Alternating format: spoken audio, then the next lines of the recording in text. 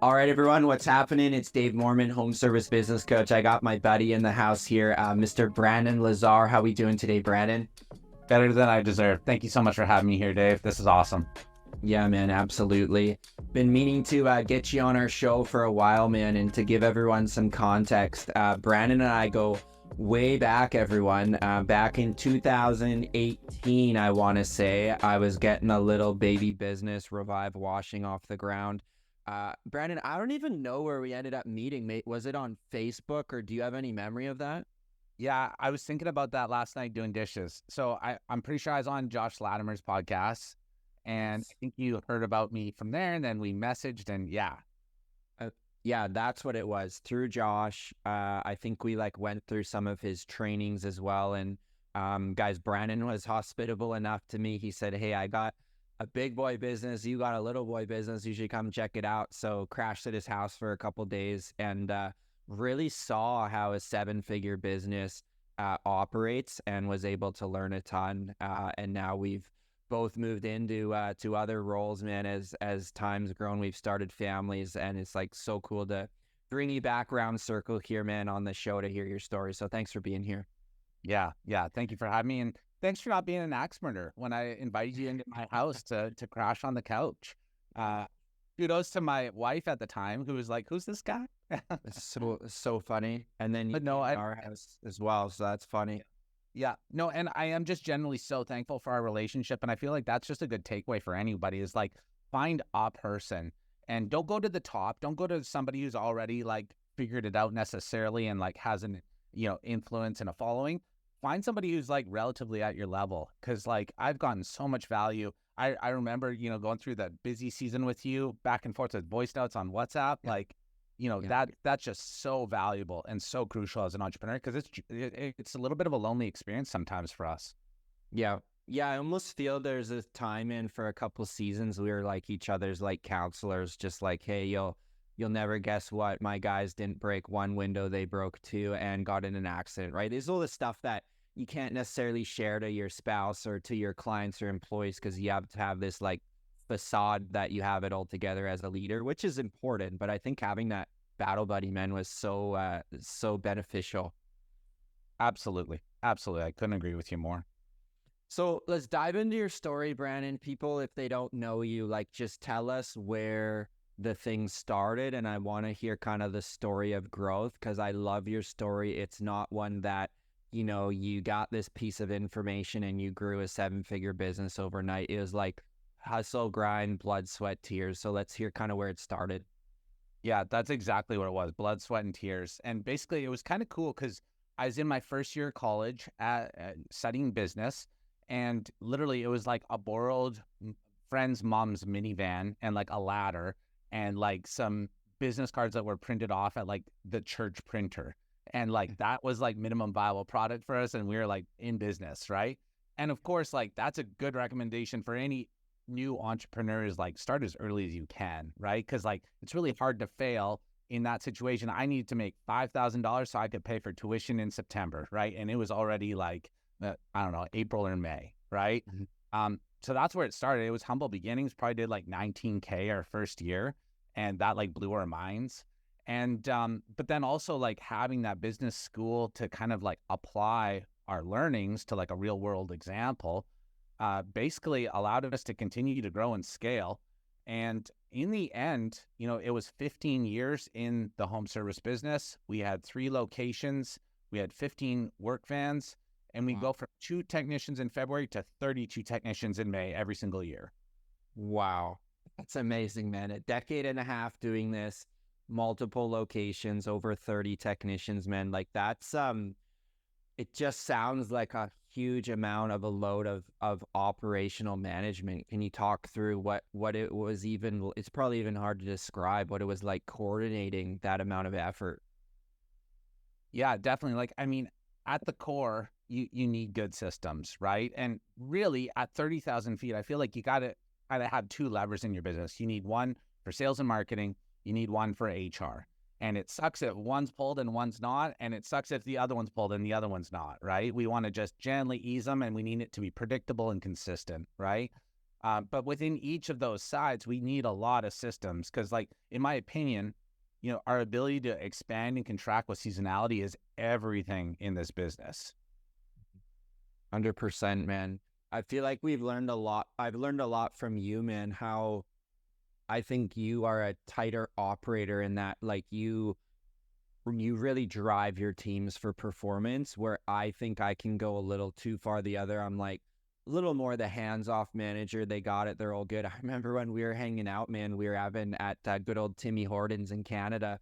We were grabbing some breakfast out. You were showing me some tours, and one of your vans, I remember, came through the drive-through, and you were like, what the heck are these guys doing? They're on company time. They're grabbing a coffee. And I was like, that's interesting. Like how tight you have stuff managed. And I think we've learned a lot from each other's management style of, like, Brandon maybe give it a little bit and Dave maybe tighten the reins a little bit. So I think there's so much learning there.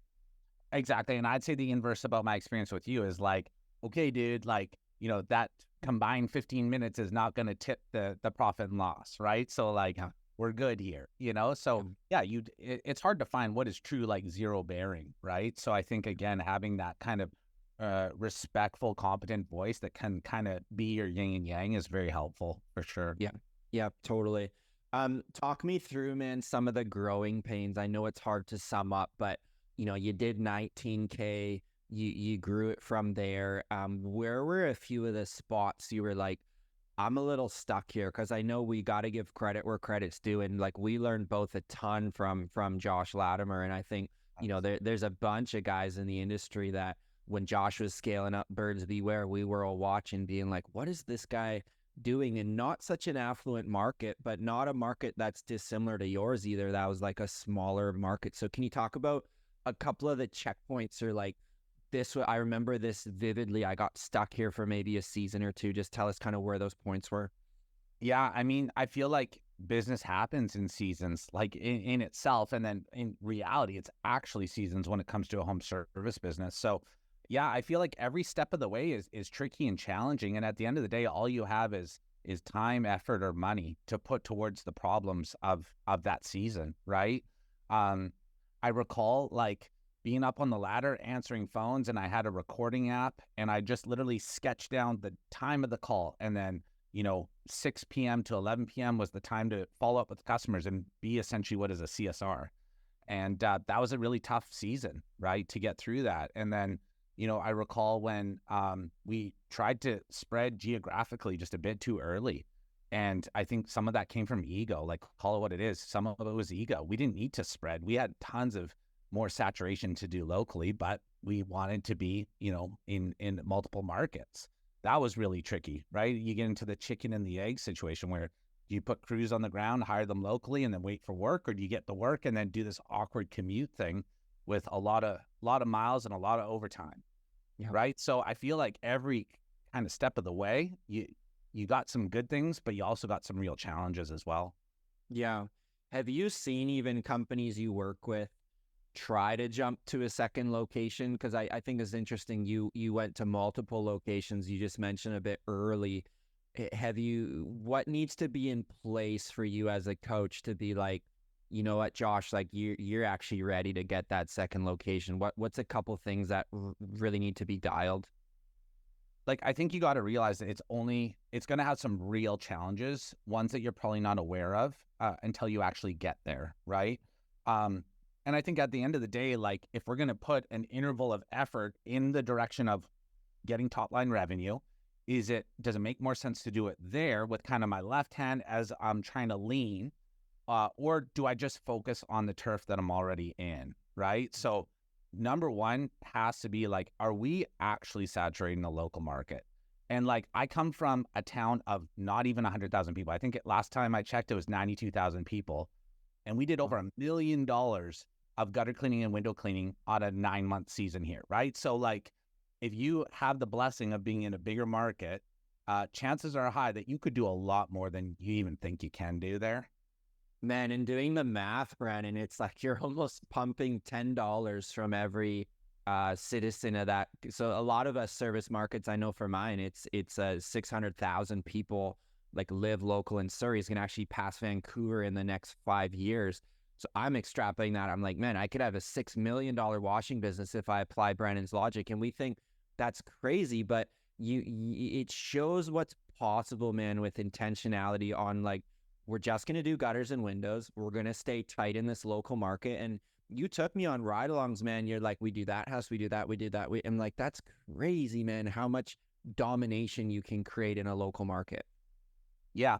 And I feel like that domination comes from just having like a system that unfolds for each and every job. Each and every customer experience has to be like ultimately focused from the time that phone call or the form submission is submitted to the time when the crews show up. Like it needs to be focused on what is the best possible experience we can give this customer.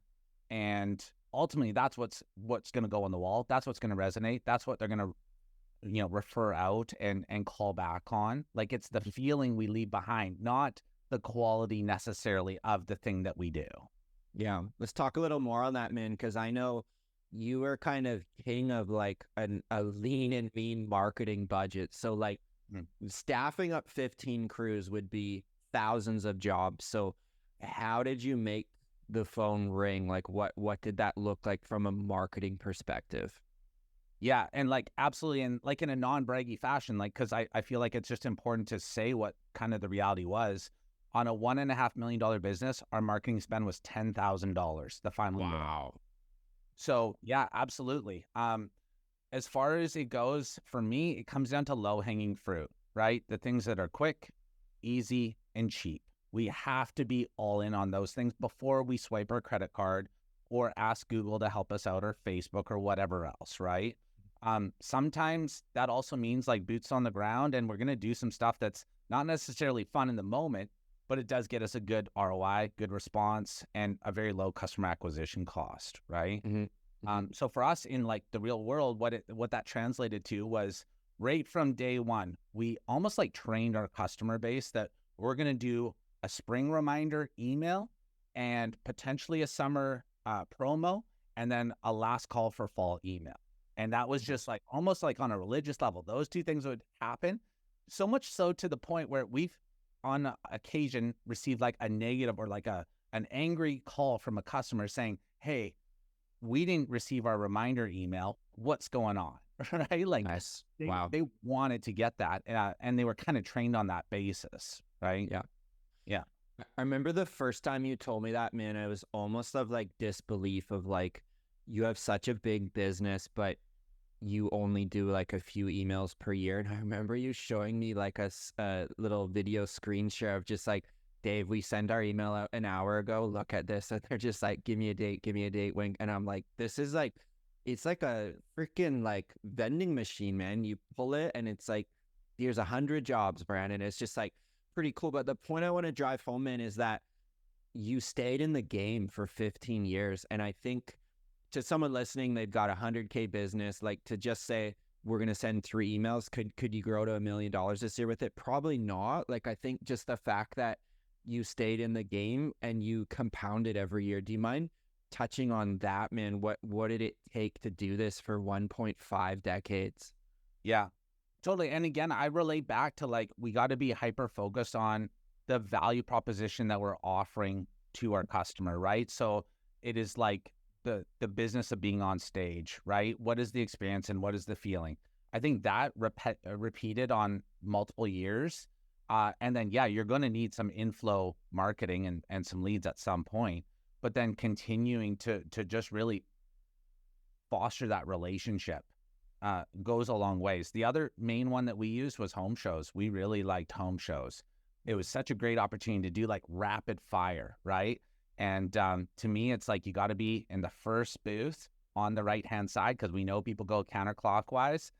You need like a short, piffy little like giveaway or draw to enter. And we would come out of some of those home shows with like 200 or 300 leads. So you can establish a base really quickly. And then with good execution, you can take really good care of them. They're going to refer you out, review you. And I think that over time, to your point, 15 years, that's going to continue to snowball. Totally. Did it ever frustrate you, man, having a business where the job sizes were traditionally low? Like I'd say in home services, you got painters, landscapers doing 5, 10, 20K jobs. Then you got a lot of the soft washers like us at Revival do, $1,500 tickets is not uncommon to do a roof or a house. And then you're kind of windows, gutters, 200-300 bucks. So did that ever cause frustrations, or did you more embrace that as like the recurring, like hitting singles to win the baseball game? Yeah. Yeah, it definitely usually comes with that recurring nature more so than the higher ticket items, I would say. I think also too, then if that's the reality and that's the game you're playing, then you got to systematize it, right? So like we had a wall with like an 8 foot by 8 foot decal, and it was our entire turf. And we had it broken down into like 20 little neighborhood codes, like no different than an airport code, but these were neighborhood codes, right? Nice. So when we looked at our jobber calendar, we knew exactly where these crews were routed, right? And we really got granular with it because that was the requirement. We didn't have like a 2-hour window of slush because the entire job was supposed to only take 2 hours, right? So you really got to adapt to it for sure. But no, it didn't frustrate me. It just was kind of like the rules of the game. And I think every different industry has its pros and cons, right? Yeah. Yeah, totally. One more thing on the service business too, man. I'm just curious, your scaling model, was it 2-person crew, 1-person crew, and then behind like the technicians, we need office staff, production managers. So can you just talk through kind of that middle level of management so that not all 1,000 requests were coming to Brandon, the business owner? Yeah. Yeah, definitely. So we approach it again from a very lean stance. So on the ground, my term is it's a sea can in a van, right? It's a shipping container in a lot, ideally fenced, and we park our work vehicle next to it, right? And that's how we actually establish, what was eventually 3 different locations. And then in terms of like our hierarchy, basically we'd have 2-person crews, and one is a technician, one is a crew lead, right? So the crew lead is ultimately responsible for the delivery of the job, right? And the customer service experience. The technician is largely just there to make the crew leader's life easier, right? We would have, what was 15 different crew leads in different areas, and they would answer into, if it were a technical thing, they would answer into our production manager. And then if it was something like, how much do I charge this customer? Or, can you tell this customer we're going to be late? We actually had one of our CSRs allocated to what was called a coordinator position. So they were on standby in the office, ready to make the crew's life easier for any sort of like business knowledge to do with that job. Because they had high-speed internet, they had multiple windows open, they could make calls and ultimately kind of just be the assistant to the crews. Nice. Yeah. And that's it. That was it, man. Yeah. Pretty straightforward. Yeah. Yeah. Because you weren't running an in-person sales model, so you didn't need to have a sales consultant. You're doing, I mean, you showed me your process, man. Your live bookings like over the phone was just brilliant, right? You're not waiting around 3 hours to get a window clean quote. It's like, I got you on the phone, here's your price, and we can come this date. Like making life easy for the customer. Totally. We're in the convenience game, and it was a 7-minute call from cold, you don't know who we are, to you have a booking confirmation in your inbox and a time in our jobber schedule.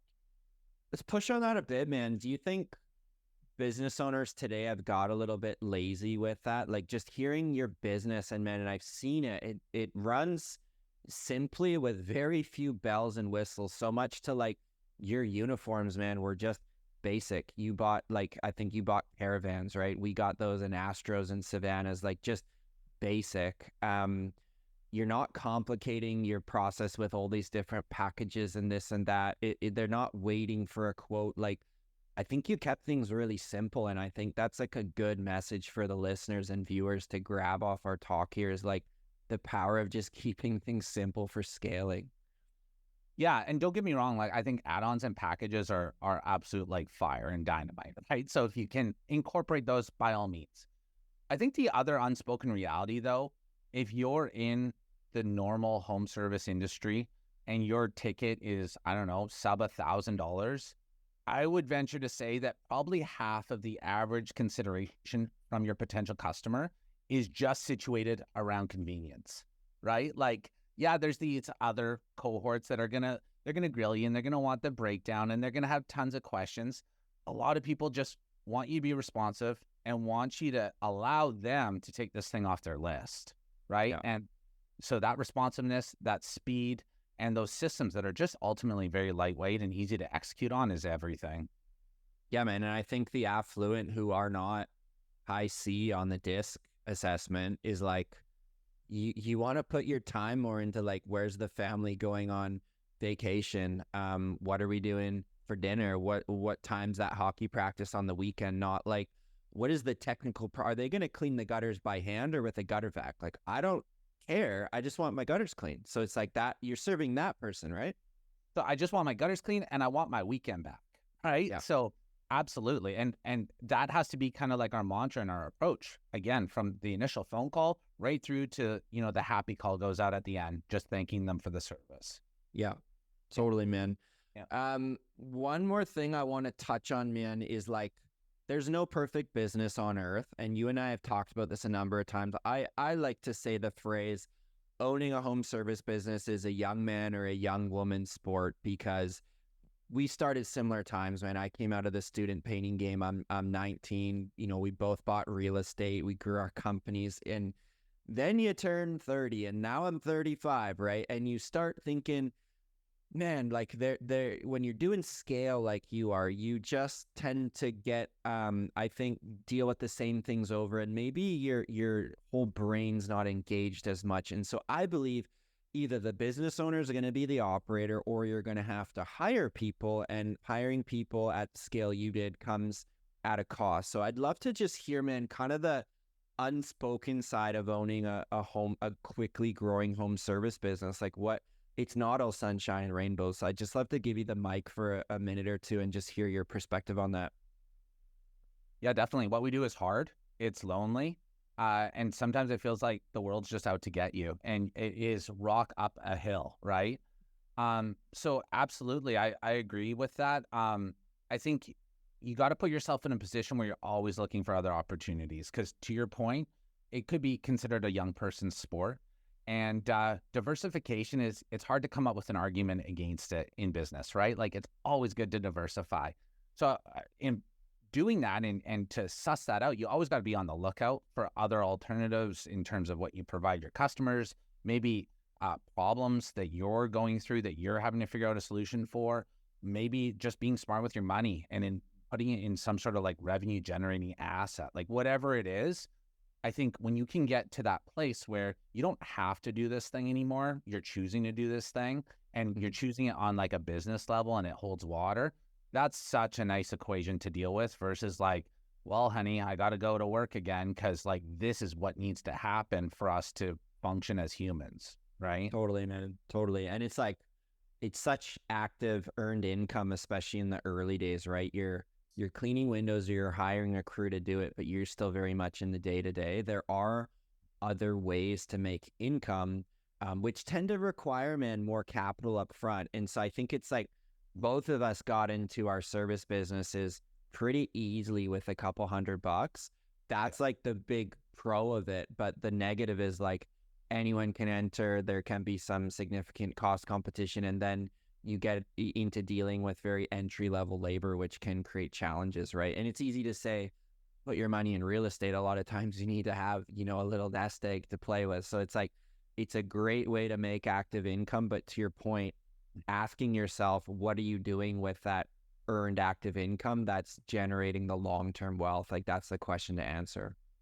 Yeah, and that's kind of like the Robert Kiyosaki idea, right? Is like the point of an operating company is to like reinvest the retained earnings in other things that are going to create that diversification and alternate revenue streams is kind of the whole concept, right? So if you take that monster salary and you suck the lifeblood out of your company, then you don't get to appreciate that kind of second bite of the apple, right? Totally. Yeah. What would you say to someone though, man, that's like, no, Dave Brandon, real estate stuff, like that's a distraction. I'm just like, I'm going to go all in and build this business up to $3, $5, $10 million, and then I'll start looking at that real estate. What would you say to someone that maybe has that mindset? I mean, I'm only human, and this is just my journey, right? Like, and I feel like we got to be careful as we're taking and giving advice, right? Because like the reality is, yeah, maybe that person's right. And maybe for them in their specific situation, that is the correct thing to be doing, right? So I like to approach that with like a degree of humility. And it's like, yeah, maybe. And it's not to say what I did was the right thing or even the wrong thing, right? Just worked for me. And I think we all got to just navigate the best way we can. I think sometimes I feel like, especially business, but also like specifically marketing, I feel like sometimes the metaphor is we're trying to like piece together the entire landscape of the world through like a pinhole. And we're trying to put it all together, but like we're just one perspective with one pinhole of vision to try and make sense of it all, right? 100%. On that note, man, on perspective, do you have one or two common mistakes you see contractors make, owners of home service businesses, generally sub $1 million, that you're like, if I could speak some life into changing someone's furniture in their brain, what would be a mistake or two you commonly see in your coaching role that you're like, I'd love to bring a discussion more around this? Mm-hmm. So I feel like not knowing your numbers is a big deal, and that can expand so far in so many different directions. Namely, though, like your customer acquisition cost, because again, what you're paying for a new customer or a new job really is important, right? Because if it's $20 or if it's $2,000, like you might have a horrific situation on your hands and you don't even know it, right? At the end of the day, I feel like business is just a bunch of math problems coming together. There's always the human side, and we have to connect, and that is very important. And same with marketing and sales, but like the numbers just don't lie. They paint a very vivid picture. So that would be one. As far as anything else, things to avoid, I'd say watch out going too quick to getting that salesperson or that sales manager or that team of salespeople. Because again, depending on your industry, if they're taking 15, 20, 25% of the pie, It's like huge. that's probably your net income, so you're going to forfeit profitability on that first go. And if you're only in a one-off offering like painting or roofing or asphalt or whatever, like that doesn't really work, Yeah. So I think it's nice to fantasize over the concept of like, oh yeah, somebody's going to come in, roll up the sleeves, like fill the schedule. But if it's doing so at 15 or 20% in the end, that just might not be worth it. And yeah, and like you can build up a nice tidy business around 500, 600, $7,000, give or take, where you have the owner who's off the tools, you've got a couple crews, maybe you've got a lead tech that can answer a lot of problems from the field, and that business owner can focus on split their time with being CEO, growing the business, and then half of an in-person sales person. And that's been my role I've had for a number of years, and it is a great spot to be in, because like if you don't then grow your revenue accordingly and you bring a salesperson in, well, you're going to, exactly what you said, take your 20% net and give it to Josh or to Kim, your salesperson. And then like, why did we do that in the first place? Yeah. And I think like you kind of tie into a good point, right? Like at the end of the day, you have time to give your business, right? So what is the value you're placing on your time, right? And ultimately speaking, like I think for a lot of people, if you can be fully in sales mode yourself, because chances are really good that you're the best salesperson for your thing, but also hiring rock stars. Like if you focus solely on those two things, you're putting like $200, $300, $500 an hour on your time, right? Yeah. So Yeah. I think that's very important. Perfect segue, man. This is my like main thing, man, is I think most home service business owners get stuck doing, let's just like, we're talking to mostly North America here, but like I would say $25 an hour tasks in your business. When you and I were coming up, it's probably like 15, $20, but now with inflation post-pandemic, let's just say $25 an hour. You can typically have someone go and do your cleaning or your painting, and you can have someone, run the back end of your office. But you've built out a new company, man. I want to profile Ninja VA. I want to hear what that company does, because it actually rivals my theory of the $25 an hour and actually can reduce that. So first, just tell us what this business is all about. Yeah, so Ninja VA does virtual assistant placements for the home services and for the trades industry. And the way we got into it, though, is kind of a bit of a sensitive story for me. So I was literally in this very office. It was June, and we were kind of just coming out of the real busy crunch. And like again, in my industry, we do half our year's revenue in the months of May and June, right? So that's not seasonal, that's hyper seasonal. And we just felt like it was clunky. And ultimately, we had 4 full-time CSRs reporting into this office. And we just were dealing with a host of different issues, each one different than the next, but still just, it was clunky, right? We had one person who she was just like hyper emotional. She was bringing in like boyfriend drama into work. And we Yeah. had another guy and he was just so painfully slow. Like he needed the assistant not to be the assistant himself. And we had another lady, she was really nice and cheerful and very bubbly, but she couldn't get the attention to detail thing down right. And I just recall one day I was sitting in the office, it's open concept office, and I'm listening always as I do to kind of whatever else is going on. And then half consideration goes to whatever I'm working on. And I was hearing a phone call, felt pretty confused, didn't know what was going on. Ultimately, it was a person just off the street reporting that they had a crew in their yard cleaning their home. They didn't know who we are. They didn't order our services, right? So we were cleaning the wrong home. Mhm. And so that was pretty frustrating. And ultimately, what had happened is the CSR had inputted the wrong address. The quote becomes the work order. The techs go out and do the job, right? Yeah. What was even worse, though, Dave, is that was the second time that week when we cleaned the wrong home.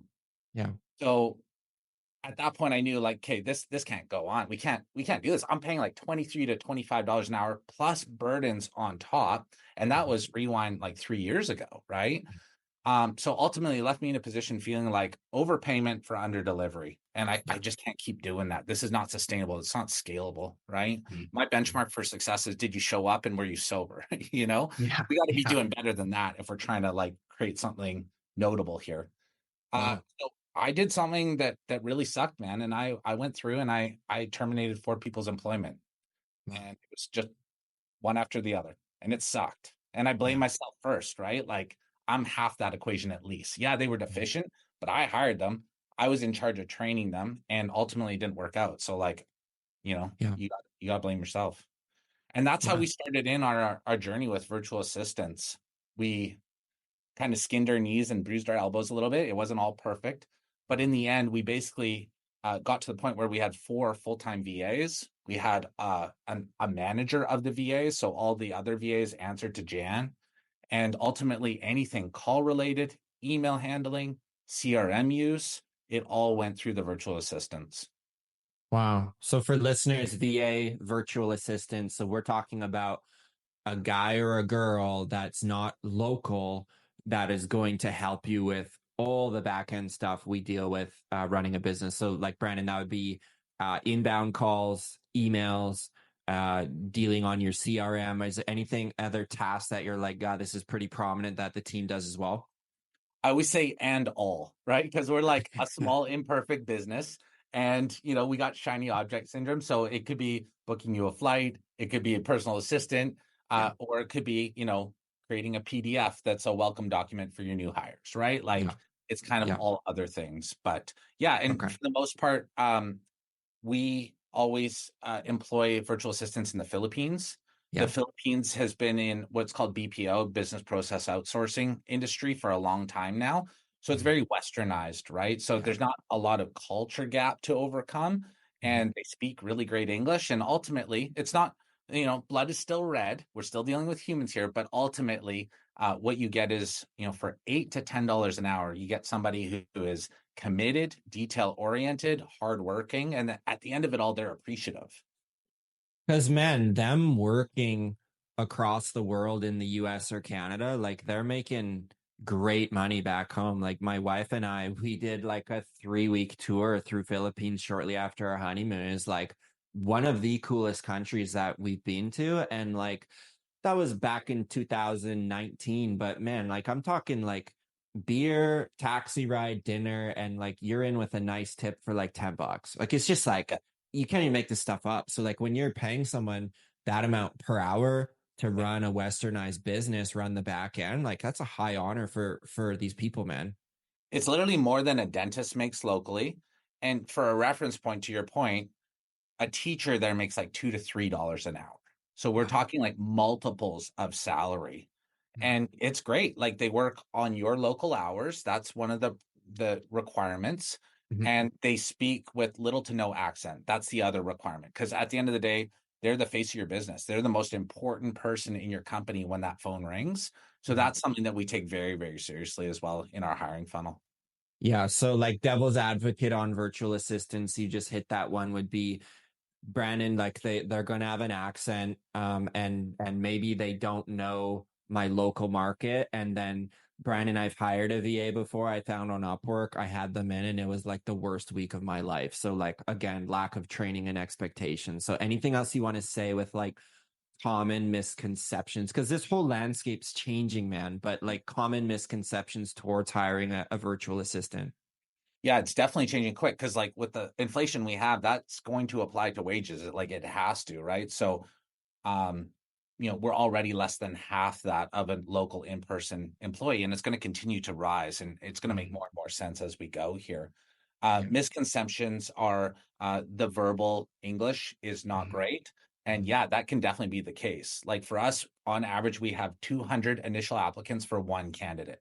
Like we're Wow. super picky, and half that comes from our analysis. We put them through an English test, written and oral. Mhm. So we're going to filter them down heavily on that basis. Because, yeah, it's okay to have a bit of an accent, as lots of people do here in North America, but Mhm. it can't be one that brings latency to the call or prevents Yeah. you from being able to connect with your customer on the line. Totally. And man, we have crazy accents here in Canada too, both you and I, right? We go to the huge convention, they're like, you guys talk weird, right? Yeah, yeah. Well, and even within the states, right? Somebody from New York is going to talk some very differently than somebody in Texas. Mhm. So yeah, that's just the reality of it. The other one that you mentioned there is like they don't know my service area. Like there's a way through Google My Maps, and you create like a custom turf map. You can Mhm. map out where your shop is, and you have those neighborhood codes. So you Mhm. can really bring them up to speed very quickly with just a little bit of technology. And that's ultimately what we aim to do with Ninja VA is we want to give you all the resources that we had to figure out. I'm a Mhm. huge system junkie as I was in my operating business, and we've really applied that same mantra and approach to Ninja VA and made those Yeah. resources available. Well, man, and the other thing too is like we got to keep things fair here. Even if you do hire locally, it's a coin flip if that's done right the first time, right? I've hired over 150 staff, and it still took me 4 times to get my absolute all-star in the office, who's now our sales and service manager. So it's like you don't necessarily get it right when you're hiring locally as well. So it's like there needs to be kind of that give and take. And I think sometimes we get predisposed, like a whatever that bias is, like a location bias. We're like, oh, they're already in Surrey, they live here, the kids go to school together, they'll know my business. Like it's not necessarily the case. Yeah, and like anything, there's tons of ways to do this wrong. Like again, if you're not going to be that picky, the 1 in 200 mark, yeah, the other 199 it's going to be tricky. And I've hired a lot of window cleaners as well, and it Mhm. was a challenge for them as well. Like you're absolutely correct. I fully Mhm. agree. So let's get a little more detail, man, on this. What kind of size company would be a good fit for a Ninja VA? Let's just talk like revenue and maybe paint the picture of like, hey, we've seen this type of person in the position resonate really well with our company. Yeah. So we're really busy January, February because everybody's trying to crew up both their field technicians as well as their admin Mhm. staff, right? And we're onboarding a lot of people that like one of them was just brand new. He didn't even have a technician yet, right? But he Wow. just recognized that, hey, if I'm going to be leeching all of my time going to call answering Mhm. and inputting stuff into my CRM, like I got to go move the business needle and I got to go Mhm. sell some jobs and hire some people, right? So I mean, at $8 to $10 an hour, it makes it very approachable. Mhm. And there's not even any burdens on top. If you're like looking at it from a dollars and cents perspective, like it's an incredibly efficient approach at just Mhm. basically freeing you up to go do the other things in your company. Mhm. All the way to the like we're providing VAs for the largest pressure washing company in the United States right now. So Wow. they have Amazing. 50 CSRs and they have VAs doing outbound calls and doing follow-ups and all the rest of it, right? So it's pretty much applicable across the board. And I love these businesses, man, because like you already used it in your own service business, right? And like that's the kicker too. Like, guys, I grew this thing to 15 trucks with this model. I know it works. Now I've refined it and now I'm taking it to market. And it's actually very cool, Brandon, seeing not all business is applicable to different size companies, but this one it kind of almost is, and it makes my mind wander too. You could probably do this outside of home services, but it's cool that it's like specific in the niche for beginner, for midsize, and even quite a scaled up model. There's benefit. Yeah. And I think ultimately a lot of people like the concept of what we're discussing here, but they're just not sure how to go about it. And to your earlier point, absolutely, you can try and find one on Upwork. We've done Mhm. that. It didn't work. It wasn't long term, and they were getting a ping every time there was a new job opportunity, and then they left us, Yeah. right? So there's a right way and a wrong way to do this. And I always go to the point of like, yeah, this came from the trenches. We weren't guessing at what was required. We did that and Mhm. we optimize it. Now we're providing it to other people who are in that same situation. And I Mhm. always use the metaphor like I'm your real estate agent, right? So if you want a VA guy who has been there, done it, has the reps, and ultimately if something human happens, and it does, right? Blood is still red with VAs, then I'm a voice note away. And you can Cool. send me your problem and I'll help you out. We'll pivot and we'll figure out the next best situation. I love that analogy, man. One more question, Brandon, on the companies you work with, are they typically diving in at a full 40-hour work week, like off the rip? And I understand May, June, we all get busy, but like, or do most come in at like, let's dip our toes and give me a 10 to 20 hour a week package? What's usually like normal, what people start with? Yeah. So the way we've structured this is like this person is on your team exclusively. This is their employment, and they're able to become a specialist in your company, right? So for that reason, going less than 30 hours, I mean, we can have the conversation with them in the interview, but Mhm. for the most part, this is their sole income, right? Cool. So um, there's actually a lot of different things that we can have our VA do that'll bring our company value. I've actually created a guide. It's ninjava.com/guide. And Okay. it's a 20-page ebook on all the things a VA can do for a home service or a trades business. Cool. And you'd be surprised how many things there are there. And ultimately, if you're getting a good return on that $8 to $10 an hour, be it, customer lifecycle handling or other in terms of like building out the business or helping you create process or systems, Mhm. like that's ultimately what we're looking for is a good ROI. Yeah, man. And it's like once the business owner identifies that they need to get out of the office for the sake of their time, their mental health, their marriage, their family, everything, this becomes like a very Alex Hermosi type of like very attractive offer. Like, do you value your time at more than $10 an hour? The other thing, Brandon, I'm a little weird in that I really enjoyed the office stuff. I can be administrative. Most business owners, though, are not. They're like, I hate this clicking around on House Call Pro on Job, or like, could I have someone do this for me? So, like, do what's your zone of genius. Don't just do these recurring tasks. So, like, it makes it's either like you're going to hire virtual, save some money, or you're going to hire locally and deal with the challenges that creates. Like, that's kind of your choice. You can't stay doing what you're doing. Not if you're going to grow and scale. And if you want to stay small, more power to you, right? Like if that's your calling in life and you're good and you got good work-life balance, like awesome. Like Mhm. keep doing that, right? Mhm. But I always like to apply the logic, right? Like of all the systems in my company, what would happen if 2 times the volume went through that system? Mhm. Okay, it gets a little pinchy. What about 4 times? What about 10 times, right? And if the wheels fall out and we burst at the seams, then we have a system that we got to be very careful with, and it's not going to scale with the growth of our company, right? And that's the beauty of what we're talking about here is it can absolutely scale in this dimension. The year Yeah. we implemented those 4 VAs, we saved over $70,000 in admin Wow. expense, right? So Crazy. yeah, yeah, it has a And lot of benefits to it for sure. And man, just looking at scale too, like for your model, you almost had one full-time VA for every 3 to 4 crews. I think that could very much be extrapolated depending on average job size and everything. But if you're looking at your business growth, saying if I land one VA, that'll cover my first 2 crews, 3 crews, get me up to 750K, and then as we charge to 7 figures beyond, Brandon, I need one more. Let's do it that. So how transparent can you be with pricing, Brandon? Is it you book a call with us, or do you want to just take the mic and Yeah. say, even if there's a special promo code for the HSBC listeners, like feel free to just let her know pricing, because I'm sure people see the value now. They're like, okay, what is this thing, $1,000 a month? How does it work? Yeah. So the one thing we didn't talk about is like, it's all fine and dandy to have this concept of a VA when it works and they're honest. Sometimes that's not the case, right? And it's really hard to predict in the hiring funnel and the process.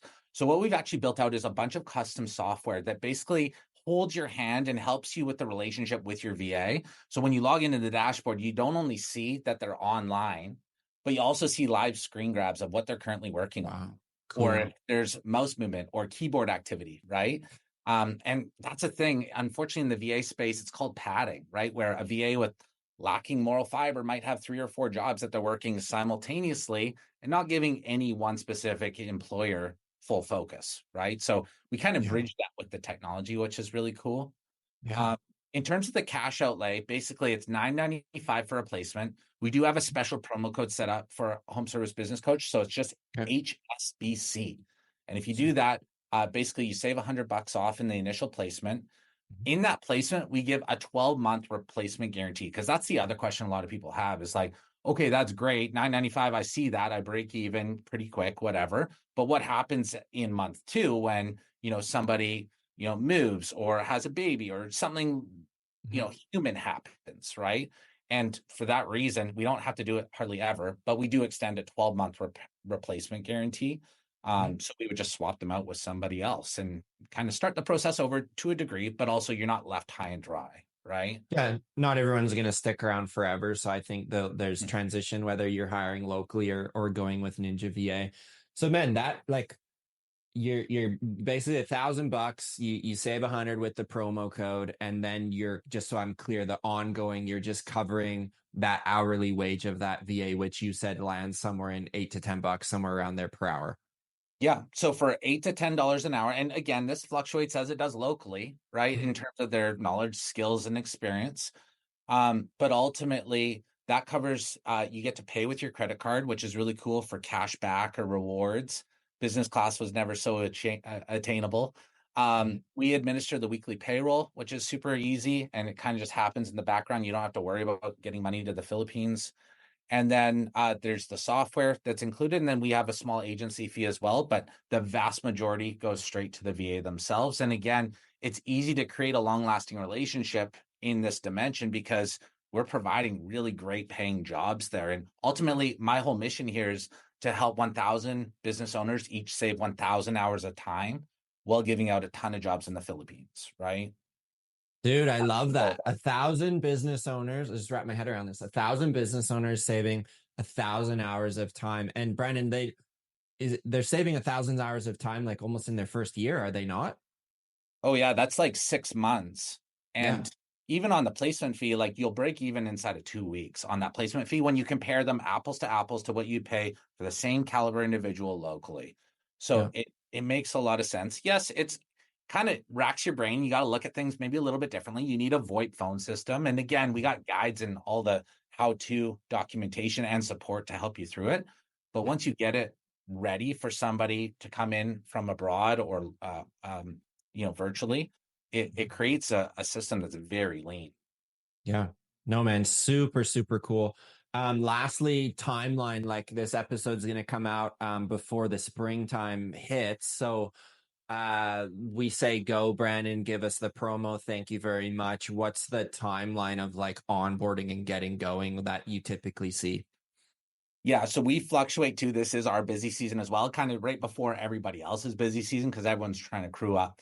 But Yeah. we're very reactive and we built out systems around this sort of thing. And that's kind of the whole point here is yes, you could do this on your own. You absolutely could. You might get it wrong a couple times, and there's a kind of cost savings analysis to be had there. But it doesn't really make sense to build out these systems if you're only going to do this one time, Yeah. right? So that's kind of the concept. As far as the timeline goes, as soon as you go through the checkout, you get instant access to the Ninja Academy. It's got a whole onboarding series that get you and your business ready for a virtual assistant to sign on board. And then there's some really helpful documents, some downloads, and we've even started to build out some courses that basically provide skills and abilities to your VA to be even more helpful. So entry Nice. level Facebook, Canva, Google My Business Optimization, like little things like that, that like, well, why don't they do other things in between those calls and those emails to bring our Yeah. business value? It's amazing, man. Sometimes I lose sight on like the fact that you and I are a bit purple unicorn like in that we could talk systems all day and how this integrate. Most business owners, man, just want to hit that red button from Staples that was easy, right? And I think this really scratches that itch of like, this is as easy as you could put your office on autopilot. Yes, nothing's ever completely hands off in trades, but you buy back thousands of hours of your time. So I think it's just asking yourself, what's that worth? So super cool, man. Yeah, yeah, for sure. After that initial sign into your account, it's usually 3 to 5 days. And basically, the process is we give you a spotlight, we put them through a customer service test, a logic and intelligence test, English test, and ultimately a pre recorded interview is given to you so you can gauge how well they speak, what their energy is like, their tempo, their outlook. And the next step is we jump on a 3 person group interview. And we usually interview one after the other, usually two of them. And again, if you want me to interview them for you and you're just sitting in there, that's cool. If you're like, no, Yeah. I got this, just tell me your thoughts at the end of it, that's cool too. But again, Yeah. you got a guy that will assist you through this process. Wow. So cool, man. So we'll link up Brandon, it's ninjava.com. Yes, Is that sir. right? .com. Yes, Okay. sir. And then promo code HSBC. What about, man, where people can just connect with Brandon and the World Wide Web? Where are you hanging out? Someone could have a conversation with you, whether it's Ninja VA, you got bonus up, you do coaching, like you're a mover and shaker in our industry. So where could someone connect with you to learn some more? Yeah. Basically just Facebook. I'm on Okay, Facebook. I'm not cool. hugely social. I'm actually an introvert by nature. But yeah, definitely Facebook. And I'm happy to talk shop by all means. And I think the takeaway here is whether you use Ninja VA or if you use somebody else's service or you try and do it on your own, like the ability to buy back your time is what it's all about. So I'm happy to help you through that process and send me a voice note, send me a message, whatever, Yeah. because ultimately you only got so many hours in the day. So you got to be very wise with what's the value you're placing on those hours. Yeah, 100%, man. To wrap up, man, I love to give guests the last word. So, do you got? I know we talked a lot today, man, in our chat, but do you have one piece of kind of Brandon Lazar gold nugget magic fairy dust you want to leave with the listeners as pertains to 2024, man, and making their business better? Yeah, this is just kind of just a small side step off of what we're just talking about. So we are focusing on the value of your time. And yes, that's important. But I think what is almost as important, if not even more important, is your psyche, right? Protecting your energy and your spirit as an entrepreneur. Because, like, having done it for a decade and a half, you got to sometimes gear yourself for the long haul, right? So, yes, it's important to analyze the tasks that you're filling your day with in terms of an hour count and how much we could basically get somebody else to do that for. But also, is it taking my energy or is it bringing me energy, right? If you love mowing your lawn, great, go do mowing lawn. On a financial basis, that doesn't make sense. But if Yeah, that brings you energy, then heck yeah, go do that, right? You got to really attribute the same principle when it comes to the various tasks in our company. I love it, man. Do an energy audit on yourself as a business owner, and it'll probably apply to the home life as well, man. Things that don't bring life that you can get off your plate. So that's a great piece of sage advice, my man. That's awesome. This has been great, Dave. You've done so well for yourself, and you're bringing so much value where it's needed. And I love how impactful what you're doing is, right? Like if you can help one person to improve their business through your coaching, or the technicians that are a part of that company, like you're changing lives, man. So well done. Appreciate you, brother. Well, thanks for stopping by, man, on the pod. We'll get this up before springtime. And everyone, thanks so much for listening in. We'll link up Brandon's links, like I said, so you guys can get even more value. And until next episode, everyone, keep kicking butt. And Brandon, thanks again for your time, brother. Thank you.